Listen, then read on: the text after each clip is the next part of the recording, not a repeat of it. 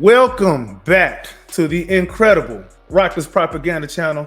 I'm your man's AK Infinity. Follow me on Twitter at AK_Infinity_VVS. This is another episode of the Shootin' podcast, and we got Mr. James Piercey today with us. I'm gonna have him introduce himself more, but I'm gonna introduce him a little bit as an Alperen Sengun hater, a little bit, just so I can get some heat on him. Shoot at him, Mr. James. Yeah, not an Alperen Sengun hater, but I understand what I've done to earn that, though. Yeah, man. It's site expert at Space City Scoop, co-host a podcast, a Rockets podcast called The Franchise. We need to get you on, man. And yeah, that's me. Thanks for having me, dude. Always a pleasure talking with you, Mr. James. First rule of business. Congratulations to the Boston Celtics for winning the NBA championship over the Oklahoma Mavericks. That makes me so happy. Anytime Dallas loses at anything, nothing can make me upset. There's nothing no one can do anything to me. Like, someone can come and shoot me right now. I'll probably go shake their hand and have lunch with them. Who knows? I'm just I'm ecstatic. But yeah, one point I want to talk about real quick about this Celtics championship. I can't help but think that could have been Ime Udoka's ring. I know. Yeah. Yeah. And I mean, I think he instilled some stuff in that team that's stuck, like defensive principles. And I know like Tatum and Brown would both say that they learned a lot from Ime Udoka. I think his influence persists. That's not to take anything from Joe Mazzulla, obviously, who I think is a really good head coach as well. Yeah. But yeah, but he got in his own ways is how we'll put it, right? So yeah, he did. Yeah. Did. Thank you, Ring doorbell, right? Yeah. Think about it, if it wasn't for Ring doorbell, we wouldn't have Ime Udoka as a Rockets head coach. That's right. Exactly. Yeah. Ain't that crazy? Yeah. I know. Yeah, the Rockets, I guess we capitalized on maybe other teams didn't want to touch him. I don't know. But I'm of course. I think we're all really happy to have him, Yeah, I'm happy that Tillman Fertitta ain't afraid of taking risks and going ahead and grabbing that guy. Taking a bad PR is just gonna be temporary, because once we win, it erases all of that anyway. So whatever. Exactly. Yeah. Nobody's gonna care about that, man. I feel like the Rockets have always been an organization that's willing to take a little PR hit if it means like a talent upgrade. Like that's just, it's always felt that way to me. Like when they got Kevin Porter Jr. I mean, he was already kind of damaged goods. And I think about Daryl Morey, like protesting calls all the time and like bothering the league with his stuff, and even you want to go way back, Eddie Griffin, rest in peace. And that was a tragic situation. Yeah, that's true.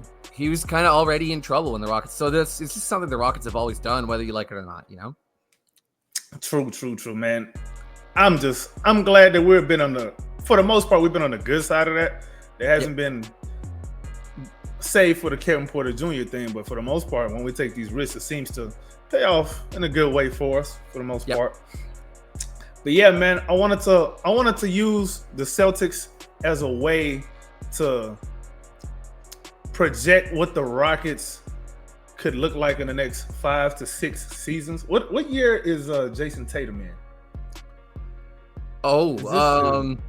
This was his seventh year? Yeah, seventh year. I'm pretty sure. 7th year. Yeah.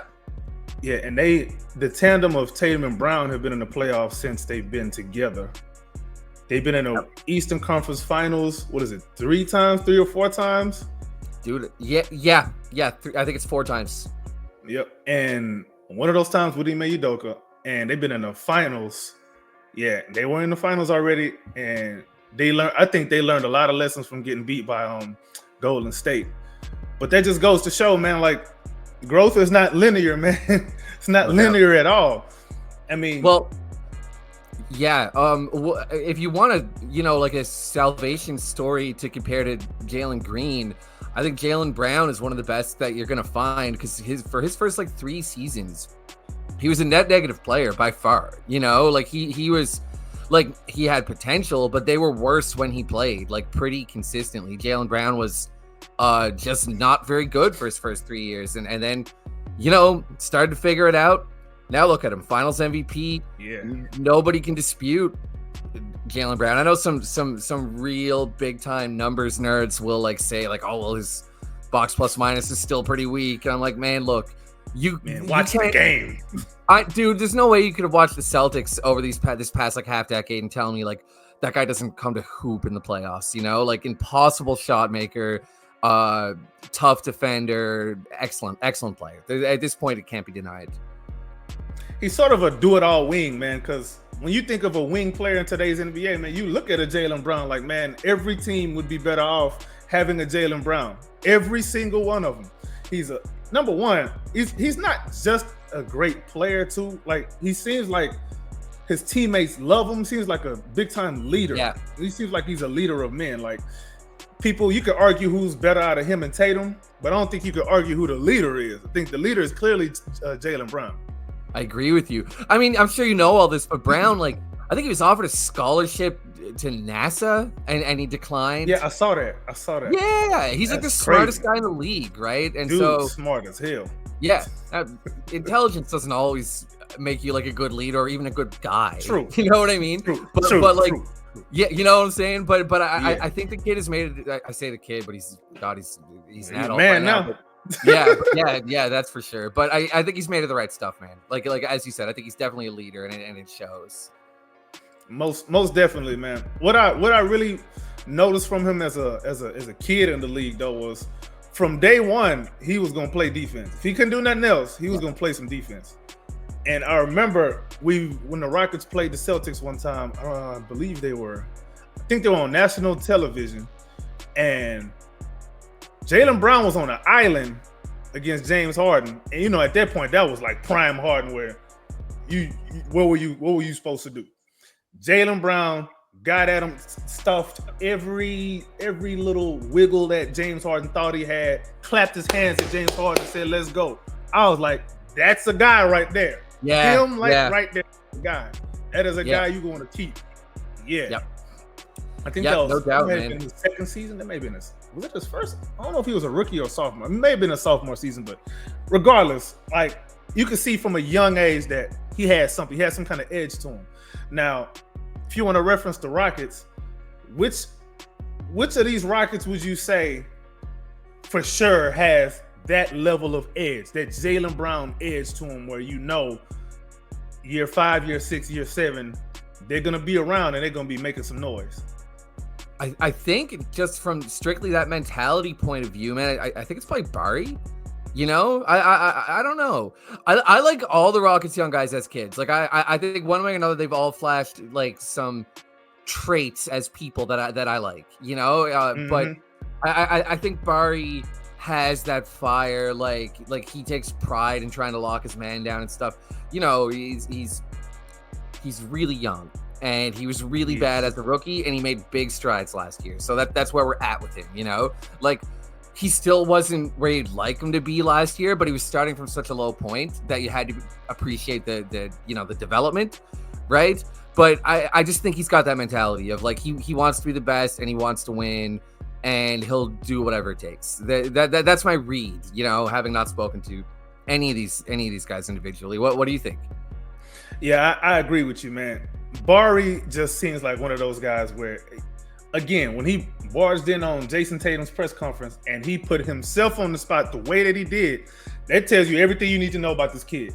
He wants to win. He wants to be great. He's going to put in the work to get to anywhere he needs to be. He just needs the time. Not everybody's going to come in.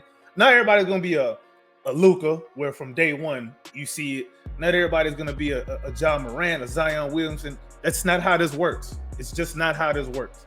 There's been so many guys you can look at. Kawhi Leonard is another guy you can look at where he wasn't lighting the league on fire from day one. It's not about day one when you're a young guy. It's not about day one. It's about year 3, 4, 5, and beyond. Like, what do you look like at that point? Because even Jaylen Brown's third season wasn't just overwhelmingly great. It wasn't. It wasn't until his fourth season where he really put it all together. Some of these guys, I know there's the whole third year leap thing.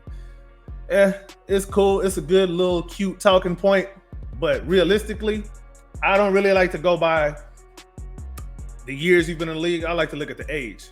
To me, it's like I like to look at the age 21, 22, 23, the season when you're those ages. That's kind of when you kind of find out who's who. But yeah, Barry is the guy for me.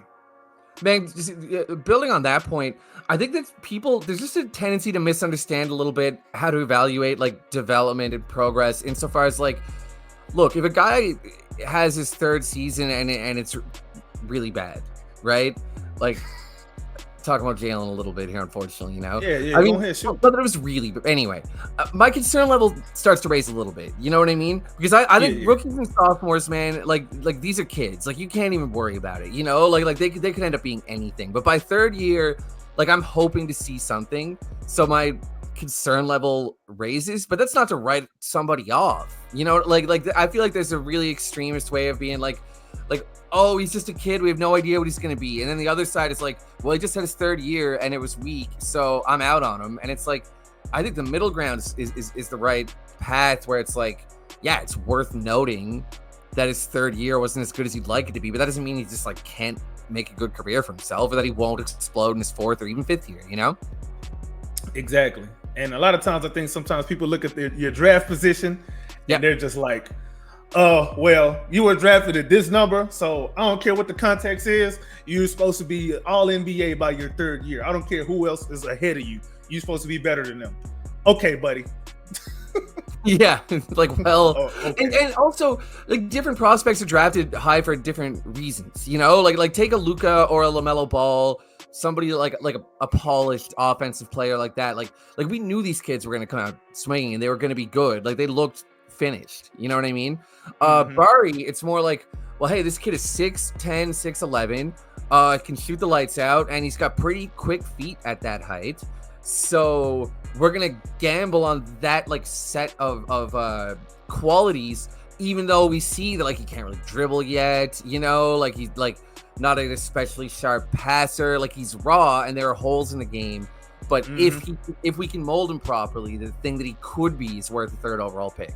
You know, Luka was just like, I thought he should have went number one. I said that at the time, like this kid is like, he's gonna be a star. He's just obviously incredible, you know. I just think some people saw, white European guy, he's not gonna be that good. He's gonna be slow-footed. He's gonna be taken advantage of on defense. Well, that part is true because we saw that. True, yeah. But offensively, he got the whole package. Offensively, he got a crazy bag. He gets to the rim. He draws fouls. Probably cries a little bit too much. But hey, definitely. But MVP candidate, top 5 MVP candidate every year. So not everybody's gonna be like that though. Not everybody's gonna be like that. Yeah. So and that's kind of the point though, right? Like some of these guys, they take a little bit. Some of these guys are gumbo, and then some of these guys are just hot pockets. Hot pocket. Yeah. You throw a hot pocket in the microwave 2 minutes, that thing's good and ready to go.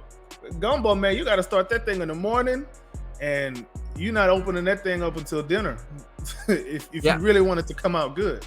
Yeah, and look, some guys just don't work out. Some guys you left the gumbo in too long. You know what I mean? Like whatever it is, right? That is true too. And all the rice and everything is soggy. Yeah. You know, bad gumbo, right? But it's you know, the Rockets have 6 recent first round picks, dude. Like 3 lottery picks, 3 could have been lottery picks. So the odds are in our favor. We're about to pick third, unless we trade the pick. We got more Brooklyn picks coming. Like, there's going to be something's going to shape out of this. I don't know exactly what it's going to look like, but the odds are just too strong, really, you know? Definitely. And I think we're in a very good position. I think we're in a position where a lot of other teams are probably jealous of where we're at right now in our rebuild stage. Because let's look at the Celtics model, and let's even go back to the Denver Nuggets model. So for those Denver Nuggets, who of their top 5 players, 3 of them were drafted by the Nuggets. For Boston, of their top 5 players, 2 of them. So the consistency is at least 2 to 3, especially in this with the new CBA and everything. It's going to be a 2 to 3 player, I guess, core, if you want to call it. Let's call that a 2 to 3 player core when you're contending. There's a contending core, because this is what we have right now is a rebuild core, and then when it's time to contend for real, like be a serious contender, there's going to be some tough decisions that need to get made. However, we have the luxury, I would say, of seeing two other teams do it before us. So we may be able to do it better than they did somehow, some way. That's just me being optimistic.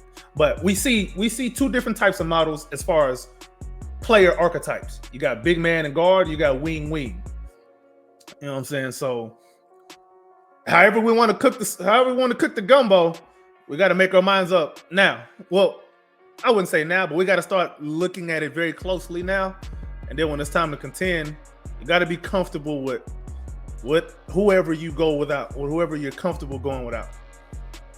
Yeah, no doubt, man. For me, I'm hoping to avoid those kinds of like massive decisions, like these are our guys type of decisions, until the 2025 draft is resolved, man. Because there's some kids in that draft, like who I think there are two players in that draft who I would feel comfortable saying could end up being the best prospect on the Rockets from day one, you know? And then a couple more guys that are like right in that conversation. And so I think Brooklyn's in a weird place. I wouldn't be surprised if they just kind of took it on the chin next year, man. I'm hearing things, you know, like I'm not that I have connections, but like I think that they might do something like just try to trade Dorian Finney-Smith for a first-round pick, trade Cam Johnson for a first-round pick, take their bumps, and then try to trade for a star next summer. You know, I'm not sure if that might be the plan. And if it is, we could be in a prime position to capitalize on an extremely strong draft. And I wouldn't start conceptualizing the team yet when Cooper Flag and Ace Bailey are still potentially available, potentially Rockets, you know? Although they should probably fit with just about anybody, but like, I just think it's worth taking our time and playing things smart and seeing what this group does with another year together too. Obviously, you know, the extension thing is a little bit concerning. Like if Jalen comes out playing poorly again, it's a tough situation, man. You know, like I really hope this kid can come out swinging to start 2024-25, because if not, I don't know how you offer him a max, and I suspect that's what he's going to want. So that troubles me a little bit, you know, whereas Şengün is far more likely to just like at the very least stagnate. And if he does that, then he's worth that deal, you know? So, but other than that, I wouldn't trade anybody with fit in mind yet. You know, I would just let things unfold a little bit more, see what kind of leaps guys make. Now, let me ask you this. You put your GM hat on right now. You're Rafael Stone. Considering everything you just said, how does that affect your decision making in a week and a half? Yeah, draft next week, ain't it? On draft night. Yeah. How do you see that affecting your decision making? I would keep the pick and just draft whoever I think is the best player, unless somebody had like a really good deal for me, you know? Like I've heard that Memphis wants the third Donovan Clingan. Yeah, right? I think they want Clingan. Yeah, for Clingan. So if they want to give me the 9th pick and a future unprotected first, I would probably do that. But I suspect that's going to be a little bit rich for them. And I just don't know if the deal's, because as soon as the pick's protected, I'm like, I don't know if it's worth it, man, to drop from 3rd to 9th. You know, like I've got my choice of players here. Now, maybe Stone likes somebody that's in the lower range, but I like both Reed Shepherd and Donovan Clingan. I love Alex Sarr if he does happen to slip. So yeah. I'm feeling like I kind of want to just keep that 3rd pick, man, and take whoever's left that I like, you know? It's the 3rd pick in the draft, dude. I know it's a weak draft, but it's still a really valuable asset, right? It's weak on paper. It's weak on paper because you just don't know what these kids can turn into, man. You just don't know, because how many times have weak drafts looked wrong in 5 years? Dude, let me do you one better, man. When was the last week draft? Like, if you go and look, dude, it's been like since like the early thousands. I think it's 2003. No, that's a historic draft, but maybe 2005. It's been a long time since you could look at a class and go, oh man, that class like sucked. You know, like the best player was like a 1 or 2 time All-Star. Like that doesn't really happen anymore. Like the 2013 draft. You know, that's the Anthony Bennett draft, if I'm not mistaken, and that was like, yeah, it is, right. like that people will say that draft is weak, dude. I mean, Giannis, Rudy Gobert, Victor Oladipo, CJ McCollum, like that's not a weak draft, right? So I think people forget Oladipo was good when he was healthy. All NBA, man. So I think it's exactly to your point. It's like, yeah, it looks weak, but we don't know. We have no idea. And 2020 was similar, like James Wiseman, all that, you know. Turns out LaMelo Ball, Tyrese Maxey, Tyrese Halliburton. Look, this is another good draft. Yeah, man. that draft has some players, man. I think wasn't Desmond Bane in that same draft? Yeah, he was. Yeah, Desmond Bane. Yeah. That's right. I think I went back and looked. Yeah, there's a lot of people from that draft, man. And I was like, yo, you gotta stop calling these drafts weak. You just have to. Yeah. It's just let it play out. I'd rather call it like a confusing draft, you know, like it's a confusing draft. Yeah, because there's no clear number 1, number 2, number 3. The tiers are very close. I think that's probably what it is. It's not necessarily a weak draft. I just think the prospects are just so close in talent. And sure, a lot of the top prospects may have flaws, but they're young guys. Every one of these young guys got some kind of flaws, man. Every single one of them. So, whatever. I wanted to ask you though. You mentioned Reed Sheppard and Donovan Clingan. What's your take on how each one fits? How would they get playing time, and so on and so forth? Yeah, it's funny, man, because it's opposite cases for both of them. Like Sheppard, I think can come right in and play 15 minutes a night. You probably just let Aaron Holiday walk and just put him in Aaron Holiday's role. I'm not saying he'll do it as well as Aaron Holiday did it. Holiday's obviously a veteran, you know, but I think he can shoot a pretty comparable 3-point percentage, and that is really kind of the main description of the role. You know what I mean? Like that's mainly Aaron Holiday got minutes because he's a decent shooter for the most part. Like he can handle the ball. He's okay on defense, but like, you know, if he couldn't shoot, he wouldn't be on the floor, right? So I think Sheppard can like replicate a lot of his role. Shouldn't be a problem. I think you can squeeze him right in there, man, and just see how he progresses as the year goes on. Maybe he kind of takes somebody's spot a little bit, you know, if he deserves it, right?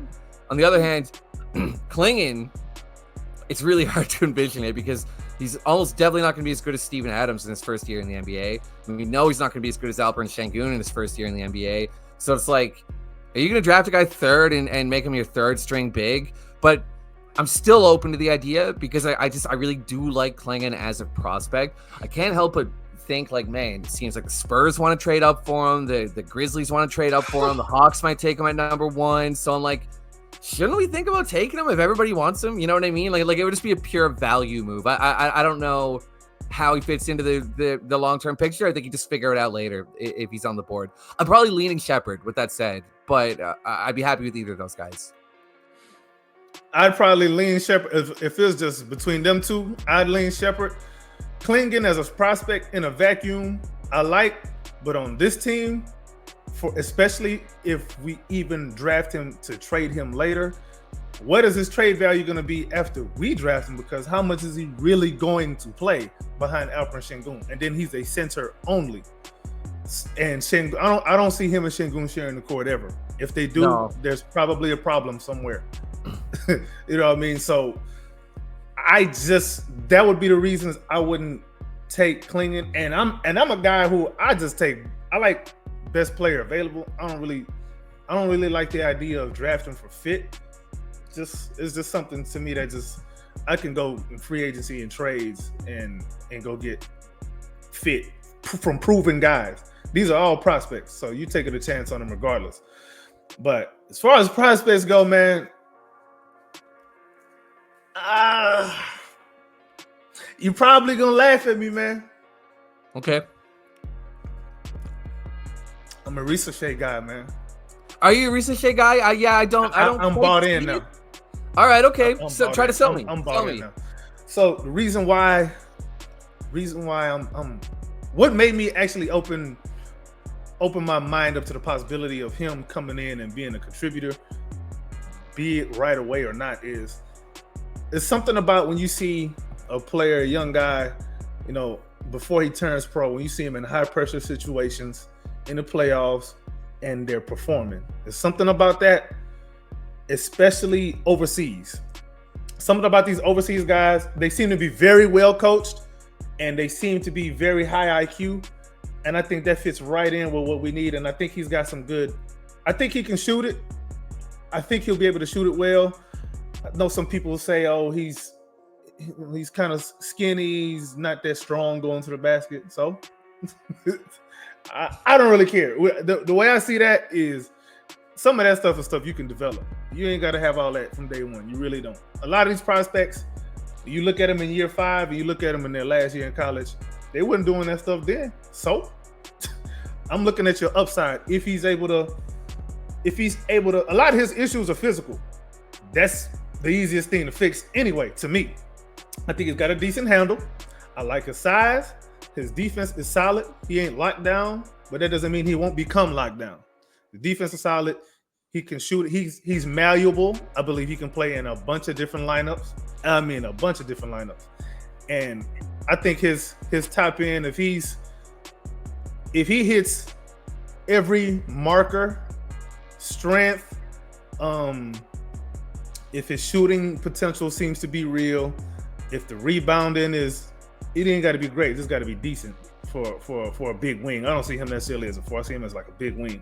If he can give me 6-7 rebounds a game, all of that stuff, man, I'm good with that, especially long term, because I'm looking at Wemby, and I'm also looking at I know Wemby's he's an alien, but I also looked at Bilal Coulibaly for Washington, and they played for the same team. I believe they played for the same team, and I'm like, okay, there's something in the water over there. So they're doing something right, and I want a piece of it. And this is the Wizards that drafted Bilal Coulibaly. The Wizards don't get anything right. They're idiots. Yeah. But they got him right. Yeah. Oh, so, yeah. He looks good. Yeah. Let me say this, man. It's less that I dislike her. First of all, how'd you say Rissachar? Rissachet. I think that's the way. I think that's right. Yeah, I think that's right. I think ER is pronounced as A. Yeah. That's right. Yeah. All right. So it's not that I don't like Rissachet. Like, I would actually be pretty happy to come away from the draft with him. I definitely agree that he's malleable. Like that's the biggest thing to me with him. Is like he's definitely going to be a productive rotation player in the NBA. You know, just because he's like 6'8", 6'9", and he can shoot. And like, you know, maybe it's productive, but when you're tall and you can shoot, man, it makes life a lot easier in the NBA. You know what I mean? Like that's like a lot of like that's what teams need really is length, height, and shooting. Look at the Celtics. Celtics. Exactly. That's all. Everybody's I'm not tall. saying he's Jason Tatum, but I mean the profiles are quite similar if you ask me. Yeah, but I just think that Shepard and Klingon both are more likely to have like elite NBA skills. I think that's how I lean. I agree. You know what I'm saying? Yeah. Yeah, I agree. Yeah. Shepard, man, like I do see a world where he's a star player. I'm not saying it's likely or necessarily going to happen, but like, okay, people hate when you compare him to Steph Curry, and so they should. It's a bad comparison, right? But I will say this. I will say this though. Like Curry is an incredible ball handler and he's a good playmaker and a smart player. But if he didn't have that like superpower god tier shooting, you know, I don't know that he'd be a lead guard in the NBA because he's not very physical. He's small, you know, like he wouldn't be able to get to the basket so easily if defenses weren't so like hyper aggressive about closing out on him. And it's the threat of that shot that like allows him to open up a lot of his offense in spite of having some limitations, you know what I mean? And so I don't think Shepard is going to be able to do it on that level, obviously, really. But if he's one of those like S-tier top in the league shooters, I do think he's like slick enough with the handle and he's got that vertical leap and stuff to where like he could be a lead guard in the NBA. So I'm not ruling that out with Reed Shepard. You know, I like him a lot. Yeah, my one concern with Reed Shepard, I wouldn't necessarily say. I wouldn't say it's a handle. Well, it's sort of a handle to me is kind of my concern. But he doesn't necessarily have to be a lead guard. Even at his best, he doesn't have to be a lead guard. But if he was going to be, his handle would need to take a step. And we already got a guy on the team who we want to be a lead guard who needs to take a step forward with his handle a little bit, and Amen Thompson. And as much as Jalen Green improved that aspect of his game, he still needs to get a little bit better with that too. However, I'll say this. Where Jalen Green's handle is right now, I do feel comfortable with him running the offense for the most part. I do feel if Reed Sheppard could get to that point with the way he shoots, I'm good. Yeah, I'm good with that. Yeah, totally good with that. I don't really care too much about him being 6'2" with shoes. I don't care if he's got 6'2" wingspan, 6'3" wingspan. That doesn't bother me because it's a bonus. It's not a deterrent for me. It's just a bonus to have a big wingspan and be tall. Yeah, I mean, the beauty of basketball, man, is that all sorts of different people play it, and like you can succeed all sorts of different ways. Like size and height are huge advantages in the game, but you can make up for a lack of either if you have special other skills. And like Sheppard, man, 52.5% from deep in Kentucky. Like you can't understate that. It's pretty incredible shooting, just wonder what he can make of it in the NBA. The other thing I like about Sheppard for the Rockets, I will say, is that like I still have hope for Jalen Green. I'm not out on Jalen Green, but it does shore up a potential position of weakness relative to like Riza Shea. I just love Tari Eason and I really like Jabari Smith Jr. too. And you still got Cam Whitmore in there, Yeah. And then at the 5 spot, like Şengün, so much as I may have had reservations about him, he's our best player right now. And so you take Klingon, I'm not really sure how he fits in. So Sheppard, like, it just feels nice and clean, it's the cleanest fit. Absolute really cleanest fit. Yeah, you don't. I think whoever I'm just afraid of him going to San Antonio. That's what scares me. And I feel like a lot of these guys whoever we don't take, whoever San Antonio drafts, because they got 2 top 10 picks, whoever they get, I feel like they're just going to be a thorn in our side for years, man. I'm just so afraid. This is just how it works with the Spurs. Yep. And Reed Sheppard and Victor Wembanyama, man, that's a pretty clean fit too. That inside-outside attack, like all that space for Wembanyama. Once you got those two, man, all you got to do is put shooting around it. Oh, no. Yeah, but they have, you know what, dude? You know what? At the end of the day, they have Victor Wembanyama, so it's like pretty much already over. Like I hate to say it, but it's Nah, it ain't over. Because when he see his daddy Apra and Şengün, he goes to his room. That's what happens. That's true. Every time. Matter of fact, I want more of that. That's the one thing. That's why I'm not really too afraid of the Spurs in general. It's just I don't want Wemby to just dominate everybody else and they still get the top seed. But I know when we play him, he's gonna have to deal with Şengün. And that's not something he wants to deal with. I'm sure he has PTSD every time he sees a turkey when he goes to the grocery store. Yeah, Şengün was giving him the work, man. No question about it. And it did make me think a little, like Şengün's like size and just like physicality. It can be a problem for some of these new age like 7'2", 200-pound big men, it's because he's sort of a throwback. Yeah, he's a throwback. Exactly. Well, Klingon he's a throwback too now. Yes. Klingon is a throwback too. Now, let me ask you this about Klingon. And this is a fat if, this is a huge if. Let's say he takes the Brook Lopez route of developing his jumper over some years. How does he compare to Şengün at that point? Well, man, oh God, you're gonna get me killed, man. You're gonna get me. I'm trying to. I'm trying. This whole thing is a setup. It's gonna be like 10 Turkish dudes pop up on the screen. Oh yeah, I got him on right now. I'm gonna send you his address. He's about to say it. No, man. I will say, look, if Donovan Klingon ends up being a shooter, like a guy that can space the floor and protect the rim and anchor a defense that way, it's an exceedingly rare thing. It allows you to build a lot of different teams. Like suddenly you can, like Amen Thompson's non-jump shot becomes a lot less of an issue if you got to, that's the whole reason the Bucks were so dominant that year, is because they put a stretch big next to Giannis, right? Like it just unlocks a lot of stuff. If you tried to put Giannis next to like Jared Allen, it would probably look pretty messy, right? Like it's one like a stretch big like that is like a multiplier, and especially when they defend the rim on the other end, right?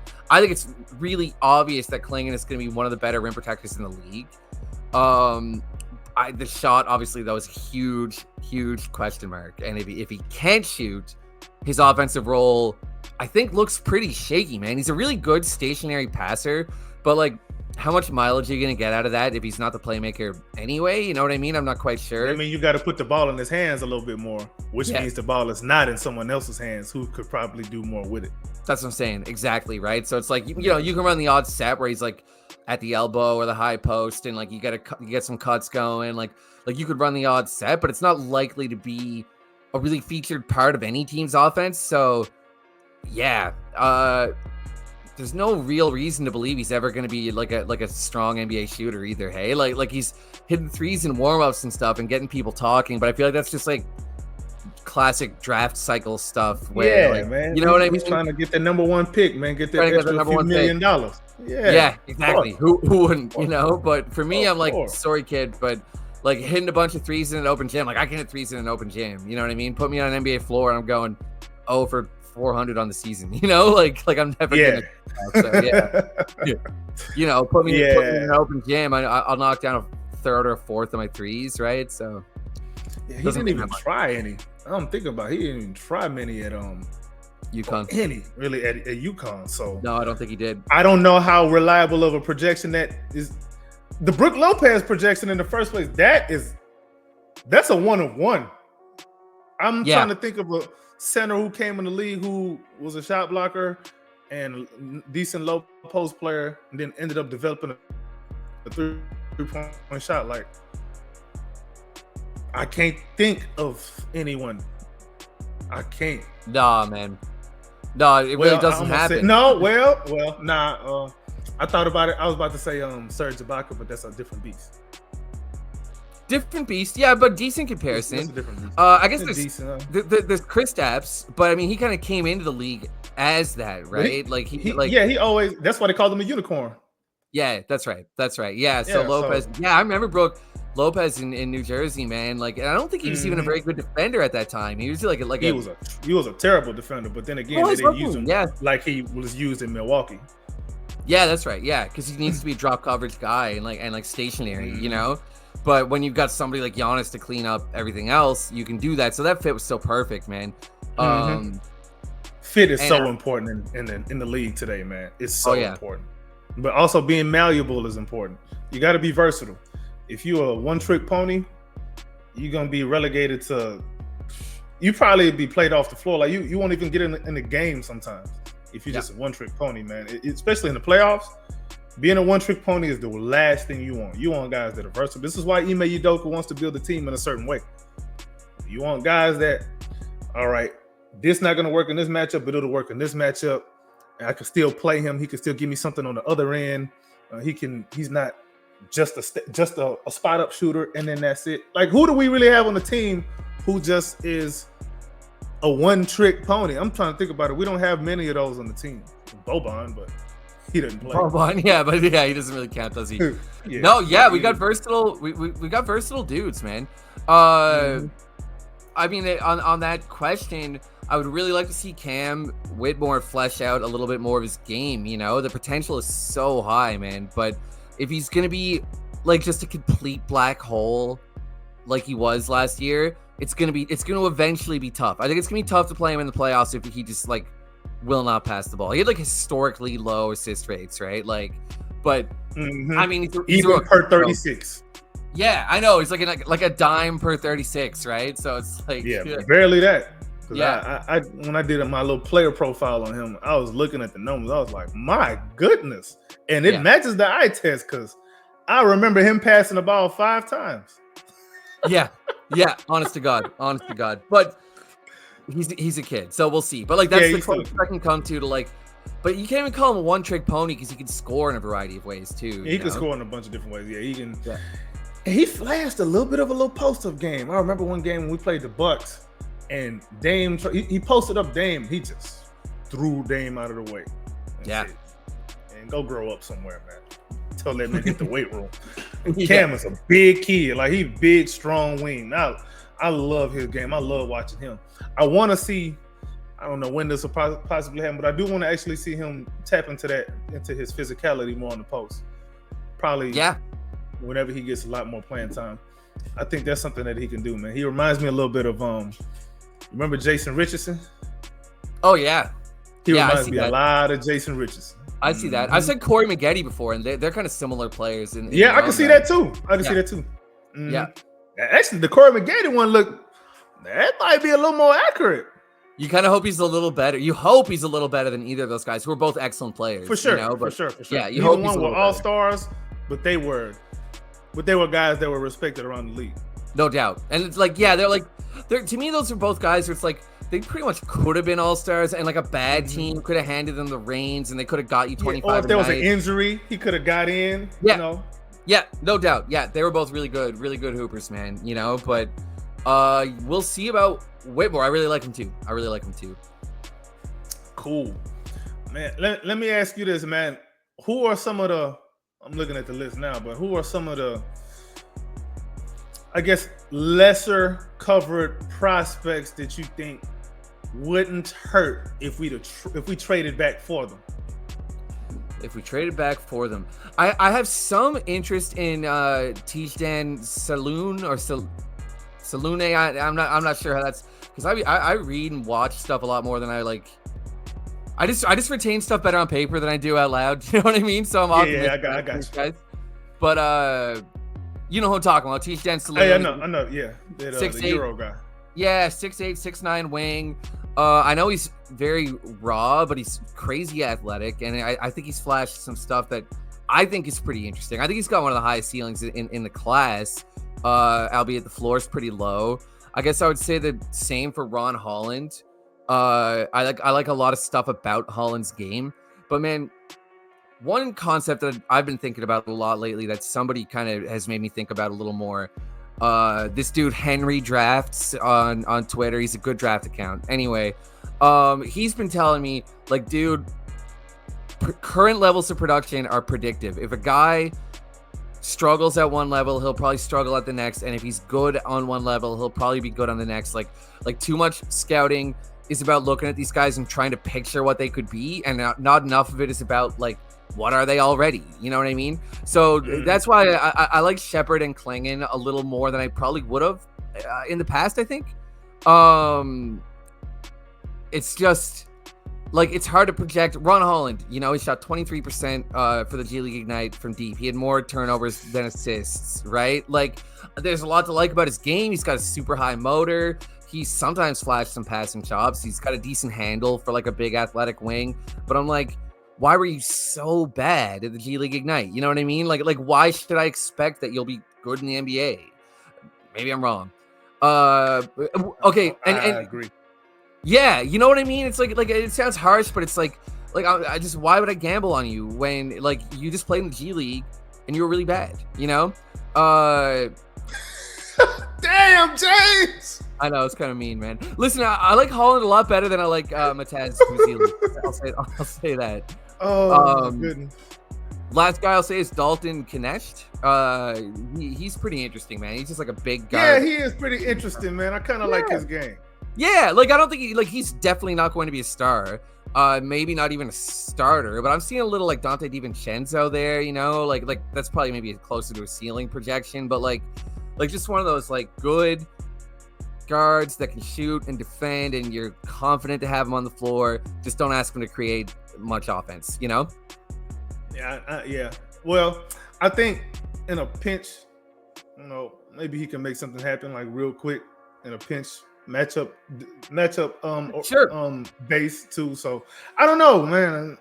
But I do like his game. I think he's one of those guys who's probably gonna have a really good rookie season and just be steady. Yeah, his whole career. Yeah, but maybe he's already get that much better. I know. Yeah, he might not get that much better, but he'll get marginally better. He'll probably be. I could see him being on I could see contenders probably wanting to trade up to get him. Contenders that probably can't spend too much money in free agency. Yeah, he'll be. I think he's gonna be one of those guys for me this draft. As far as trade back guys go, I really like Kel'el Ware. Oh, so the do motor I. thing, the motor thing that people say, it may or may not be valid, but I remember a bunch of people passing on Cam Whitmore talking about motor and personality and all this. Yeah, that's cute. When you on Ime Udoka's team, the main problems you're gonna have because if you had those problems, you don't play. Yeah.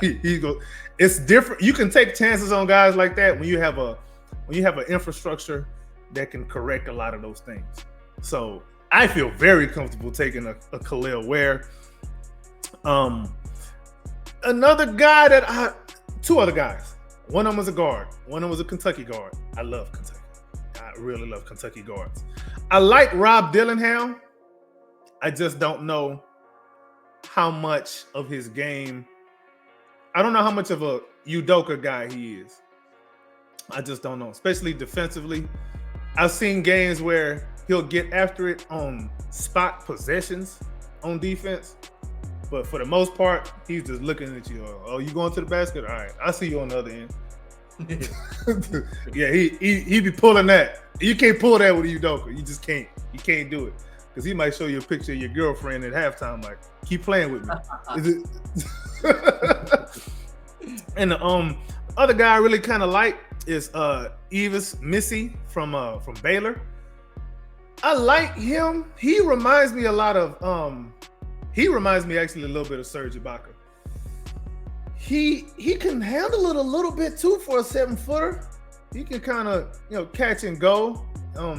You can run some of the same plays that you would run with a Donovan Clingan on offense. You could run kind of the same plays. Like he's a decent mid-post passer at the elbow. Yeah. You could run some dribble handoffs with him. The shooting touch it looks like it has potential, but you just never know. You never know. But his downside, imagine Hassan Whiteside, but more disciplined on defense instead of just jumping after every block. He reminds me a little bit of that. And he's very mobile, he's very athletic, big long arm. He's got a big wingspan. I think that's a guy who would fit with what we're trying to do. If you have to play him, it'll be cool, but you don't have to play him at all. In the position that we're in, we probably do need a project big to give us a style contrast to Alperen Şengün. And I think he'd be a guy, if you want a guy that you can just kind of stash in the G League and he doesn't have to play much. Yep. But if you want a guy to play, Khalil Ware will probably play more. Yeah. So I like all three of those guys too, man. I especially like Khalil Ware. I'll go backwards from the way you went. So Missy, like, I think if you draft him, you're probably drafting, like, he'll never leap Şengün, Whereas with Clingan, if you were to take Donovan Clingan, you might be setting up like a bit of internal competition, and I'm fine with that too, It'll be a mutiny in the fan base. Well, that's just it, man. I'm a Rockets fan, you know what I mean? Yeah, I'm a Rockets fan. Whoever, let the best man win. That's what I'm talking about, man. Exactly. But if you draft Missy, that's not going to happen. He's just going to be the backup, and that's fine. But you'd be trading, if you were targeting Missy, you'd be trading way down, like into the 20s, right? So you'd probably pick up perfect good assets, right? Exactly. Yep. So I like that idea a lot. I guess the same holds true for Khalil Ware, although I wouldn't be shocked, would you, if somebody... Like, dude, I'm not going to be shocked if the Grizzlies just hold on to their 9th pick and just say, F it. And with the 9th overall pick, the Memphis Grizzlies select Khalil Ware. That would not shock me. So if you want Khalil Ware, you might want to be a little more careful. Let me say this about the motor thing, man. Like, I've heard that he doesn't really love basketball that much. I prefer my guys to love basketball. But does he love money? You know what I mean? Because if he lands on the Rockets, as to your point, he's not getting on the floor unless he plays with effort. And if he doesn't get on the floor, he's not going to get paid. So I don't know what this kid is interested in or whatever, but like whatever he likes, I'm sure he'd like to be a multi-millionaire over like one NBA contract. You know what I mean? So it's like, dude, get out there and play. If not, you wasted a pick, but these are the risks. Like, where, dude? Yeah. He can shoot. He can protect the rim. He can probably play next to Şengün, and he can back him up. Like he could really unlock a lot of stuff for this team, I think. I like Dillingham as a player. I don't know, man. I kind of see a 6th man in him long term, like a Jordan Clarkson. And that's fine. That is. I'm just a little less excited about him than I am about some other guys. But he's a really talented guard, though. He can really score it. I think his top end is Kyrie. Top end. Like if he tops out, he'll be like Kyrie, man. because his shot making is crazy. That dude makes some tough shots, some tough layups. Like, he's not afraid of going to the basket, getting contact. As skinny as he is, he don't care. Like, he wants to score the ball, and he can shoot that thing. People talk about Reed Shepherd. People talk about Dalton Connect. Rob Dillingham is up there. He's a top 5 shooter in this draft. And he's a better ball handler than those guys, too. He's a little more dynamic. And if you watch him in the clutch, he wants the ball every time. And he's not just going to shoot the ball every time. He'll make a play. Like, he'll pass it to a teammate, too. But you can see how defenses start to respect him in the clutch because he's a dog in the clutch. Like, he wants to win. He really wants to win. Yeah, dude, we talked about this draft and how unpredictable it is. Like, I say I'm not super high on Dillingham, but there's very much a world where we look back and go, how was this kid not the number 1 overall pick in this class? You know, like he could do that. So, yeah, it's a wide open class, man. The Rockets could do a lot of things. We haven't even touched on, like, Stephon Castle, who I don't really love. But, I don't like you him. know, I like his game. Same. I don't like him. Oh, you mean because he only wants to work out with teams that like don't have a point guard and stuff? Because that's a little weird, isn't it? Because to me, guys like that, they end up becoming a problem down the line. Those are the trade request guys. You know it. You see it. You're already acting like a diva now. You're right. Before it's like you're not even touch an NBA court. Oh, you're not even in the league yet, and you're telling your coach what position you play. You know, it's like, dude, I mean, prove you're a point guard then. You know, right? You didn't see Scoot Henderson saying none of that. No. Right. Everybody knew he was a point guard, right? So why isn't that true for Castle? You know, right? And then what's his name? Scoot Henderson was even coming off the bench this year too. He didn't have no problems. I know he was hurt a little bit too, but he was still coming off the bench. But not even behind Dame. He coming off the bench behind Malcolm Brogdon. You would think, you know, you're a tanking team. He'd probably make sense to start, but he didn't complain. He just kept hooping, kept his head down, nose to the grindstone, kept hooping. I don't think Stephon Castle is that kind of guy. I feel you. Look at Amen Thompson, man. He's seen as a point guard. He's always supposed to be a point guard. He gets drafted by the Rockets. We have Fred VanVleet. Halfway through the year, we start using him as like a center almost offensively and a wing defensively. Exactly. You know, and didn't complain. Played it to the best of his ability. He never played the position before. Played it to the best of his ability, and we were better off for it. Now we know we can use him. Now we know we can use him in different ways and not just as a backup point guard or starting point guard or whatever. And them the kind of guys that we need more on this team. That type of personality. That's what's important, I think, on this team. Man, we've been talking about all of these first round picks, man. We forget nobody's even talking about us having the 44th pick in the draft for the second round. No one's talking about it at all. I'll say this, if we're going to trade out of the first round completely, I do believe whoever we take with that 44th pick is either going to be one or two things: a draft and stash guy, or a draft and you immediately probably going to be in the rotation. Two guys come to mind for me. One, Jamal Sheed from U of H. The other guy, Nikola Jerzic. Hopefully I said his name right. I like his game. I really like that kid. I think, to me, in this draft, all these foreign guys, I think this is going to be the draft where we look back and we're like, yeah, these foreigners towed this draft up. Like that guy's the guy, yeah. Mm-hmm. Yeah. But I think this Nikola, first of all, his name is Nikola. First of all, by default, he's a good basketball player. He's already proven. He's already proven. And if he's on the board and we're at pick 44, go ahead and take him. That's if we keep the pick, because who knows what'll happen. Dude, I got a feeling somebody's gonna reach for him in the first round too. Just a hunch. If he's on the board, I would definitely go for it. Like, he's a skilled offensive player, man. He could be a big point guard in the future, or like a secondary playmaking wing. You know, like there are a lot of possible outcomes for him, but he's a talented player. I'll add a name that I like a lot. Adim Bona. He's another Turkish big man. But he's like, I heard of him. Yeah, I've heard good stuff about him, actually.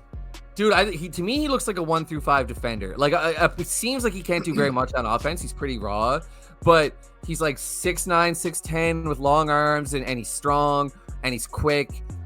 He's got that athletic profile of like that perfect Swiss Army knife, almost like Bam Adebayo without all the offensive stuff, But like if Bam Adebayo just woke up and forgot what to do on offense, I think he'd be more or less this kid, in a few years, right? Obviously, he's not going to come out like that day one, but I find him really interesting, and I think he could be a really nice backup for Şengün long term. And he could also play multiple positions and keep himself on the floor just by being versatile. So he's another guy like, second round picks are such a crapshoot. I really like Shi too, man. Keep the kid in the hometown, and just like, he looks like one of those guards that you're pretty confident putting on the floor. He's not going to screw it up, even if he's not going to be a huge needle mover. I think he's going to be sturdy and reliable. Yeah. I find it funny that people complain about Reed Shepherd's size. Jamal Shead is the same size. Yeah. They're the same size. I get it. One's supposed to be a projected top 5 pick, and the other one's a second rounder, and he's older and whatever. I get it. But you're not going to grow anymore. Most of these guys are probably done growing. Like, why are we upset at one, but you want the other guy and just omit the size thing? Like, come on. Yeah. I'm talking from wingspan and physical size, weight, all that. They the same size. Yep. Dude, I would even say this, man. Isn't the small guard thing like a little bit overrated? A little bit? It like is. Brunson's small, Donovan Mitchell's small, Derek White's not like crazy tall or anything. Just think about the finals right now. Kyrie's kind of small, like small guards can like what you Trae don't Young. want guys that are like, Trae Young, you don't want tiny guards, but this idea that like everybody's got to be 6'5" and up now, I just think it's a little overstated. It's a little overstated. Yeah, Mike Conley been doing this thing for years. We got Fred VanVleet on the team right now that's been doing this thing 6 for years, feet, from All-Star. huge. I mean, like, come on, man. Let's look at the skill first. To me, I look at size. That's a bonus. If you got it, cool. If not, at the end of the day, it's your skills that's gonna get you on the court. Yep. Yeah, man. I'm about to put you on the spot, big time. You just get ready for people to not like you. Whatever you say, whatever you want to do, no one's gonna like you, James. I'm sorry. Hit me with it. You're still my boy, though. I still got love for you. As long as you like me, man, it's all good. Yeah. Cool. That's what I'm talking about. James Piercey propaganda. But so right now, once again, you are Rafael Stone. You are on the clock. The ball is in your court. You can do whatever you want to do with this first round pick. Are you keeping it? Are you trading it?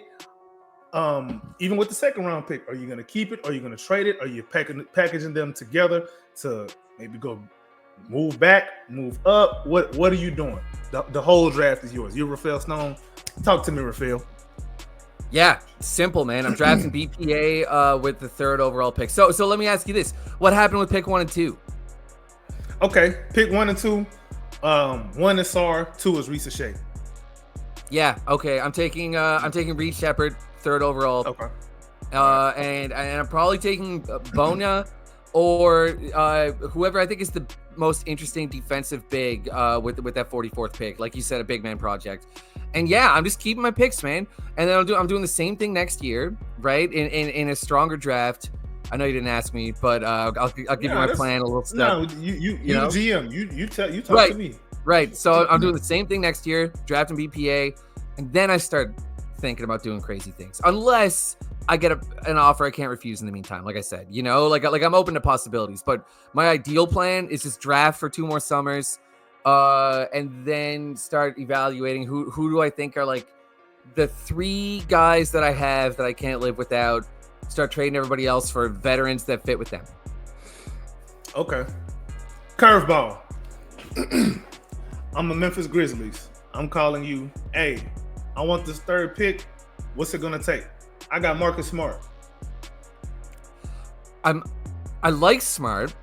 I'm more interested in a unprotected future first, right?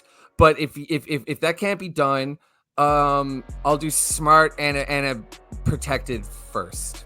I really like Marcus Smart, man. I just am a little wary of the Rockets like shifting so hard into win now mode to where I'm like what is Marcus Smart?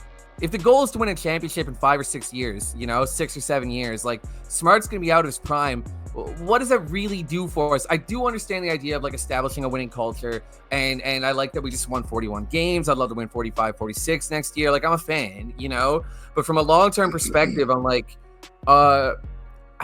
drafting a better prospect in this draft would do more for the Rockets than having Marcus Smart for a few years before he gets worse. You know what I mean? Okay. How about this?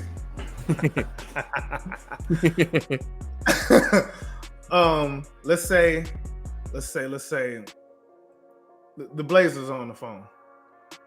Malcolm Brogdon is available. We want your third pick. Well, how do we fill in the gaps? How can we make this happen, Mr. Stone? I think, I definitely want pick 7, right? And then realistically, I probably want pick 14 too. And you send over Brogdon, I'll send Landale, Tate, and the 3rd overall pick. Okay. And a handful of seconds, maybe, if you think it's not fair. Man, a handful of seconds. All right. That's we don't want to have that second round pick fight on Rockets Twitter again, man. Yeah, no, that's right. People will go nuts over that one. All right, cool. Man, I got one more curveball for you. Sam Presti is on the phone. Ooh. Sam Presti is on the phone. Hey, you guys want one of your picks back? They got what? I want that third pick. I'm Sam Presti. I want the third pick this season because I'm tired of this. Is gonna be my last time wanting to draft because we got too much draft picks. What's it gonna take? We got all y'all draft picks. How can we make this happen? I wouldn't trade the 3rd pick for one of our picks back, man, because we're already on a trajectory where we're trying to be a good team. You know what I mean? So to me, I'm like, I'm not tanking 2026. That's not an option. Just given what we just put the the fan base through, and like where this team is, and we're talking about 4th and 5th year players now. I'm not going to ask them to take a back seat, you know, and like try to lose. So I'm like, that pick to me is not nearly as valuable as the 3rd overall pick. So I would need I think they have the 10th or the 11th pick, right? That came from us. So give me that and our 2026 pick back and another 1st, and you can have the 3rd overall pick. Another curveball. We got Isaiah Joe for you. Sign and trade. Wait, who? Isaiah Joe. We need shooters. Y'all need shooters. This is a shooter. I'd rather just draft Reed Shepherd, though, you know? That got him under team control, right? Yeah. So yeah, no, not really. Isaiah Joe's proven though. I'm just. This is how these negotiations go. Hey, Isaiah Joe's proven. He's already played in the league. We don't know about this Reed Shepherd kid. Is he going to be able to defend at this level? Is he really going to be able to shoot? Is the shot going to translate? Is he going to get the shot off fast enough over these NBA defenders? Like, our internal evaluation says that Shepherd's going to be a better player than Isaiah Joe. So you're not selling me. How about Jalen Williams? Is he available? Jalen Williams, which Jalen Williams? you know it. Big J, yeah, Big J, he's available. Sure. No, I'm talking about the other one. Oh, the other one. Oh, the other one. Nah, he's not available unless you make him available. You can make him available. As of right now, he's not. I'll give you a lot of stuff for him. I'll tell you that. Okay, let's talk about it. What do you want? Honestly, though. If I thought about it, if you really sat there and thought about it, I would really be afraid of the Thunder if they had Jalen Green and SGA. I'd be afraid. Yeah. I'd be terrified. Out of my mind. Williams is nice though, man. He's a big guard and he's a decent really defender. Good finisher. Yeah, he can shoot it. He can shoot it too. He can definitely shoot it. Yeah. But that Jalen Green upside is still kind of tantalizing. It's still kind of tantalizing, man. It is because we saw it. We saw what it was. We saw what it looked like. We saw it. He was quite literally the best player in the league for 15 games. He was. He was quite literally. Yeah, dude. I'll tell you this too. I looked at it for an article because a lot of people will always say like, oh, the schedule was weak, right? It was. But if you isolate 7 games against teams that at that time in the season at least wanted to make the playoffs, right? So I'm talking about like the Kings, the Bulls, the Cavaliers, the Jazz. No, maybe not the Jazz, but I think we talked about this in the last episode of the podcast or the franchise. Yeah. He still averaged 24 points per game on 46% shooting. So it's like, still star caliber stuff, man. And every team plays bad teams, you know, so those games like count. Right. So, exactly. yeah. And that's where my problem was with a lot of people's criticism of it. I'm like, okay, if he doesn't do this against these teams, that's when you should be concerned. Yeah. You know what I mean? Because if he's supposed to be a great player, he's supposed to play great against sorry ass teams. He just is. Yeah. that's how that works. Look what Sengun did to the Spurs. Yeah. Right. Nobody said that's what bad. you do. Like, your career high numbers are typically against bad teams. Typically. Unless you're just one of them James Harden level guys where it just doesn't matter. Like, my best game is whenever I feel like it. Yeah. But yeah. Like, that's that superstardom, and you know, we're hoping our that's guys all NBA. Like, once you're all NBA, that's when you know you're all NBA, man. Exactly, man. All right, cool. I don't know if there's anything else you wanted to touch on. We probably gonna talk some more a little bit during the summer. Yeah, man. Yeah, no, I'm good. We'd love to have you on ASAP. So I'm going to Toronto, man, in a few weeks for Money in the Bank. I know you're a fellow wrestling guy, so that's gonna be lit. I've been doing live WWE since I was like 10 years old, so I'm excited. Man, we may have to do a wrestling episode, man. We might have to make that happen at some point. Think about it. I'm thinking about even changing the whole structure of the podcast and not just doing just basketball. I might just do whatever the hell I want. Just whatever the hell. Let me know, man. I'll hop on for a wrestling episode. Thanks for having me for this one, though. And yeah, check me out on Space City Scoop and check out the Franchise podcast. That's all I got. Thank you for coming through, Mr. James Piercey. And if you're still watching the video at this point, you are a real one. Click that like button, click that subscribe button, and you can even insult us in the comments. Insult our looks. I know we got funny mustaches. I know my hairline's a little bit further back than it should be, but hey, talk about us in whatever way you feel like. It's cool with us. Right. Well, it's cool with me. Right. If you talk too much about James, though, I might have to come after you. That's my man's right there. Appreciate you, man. All righty, y'all. Take it easy. Oh, and by the way, go Rockets.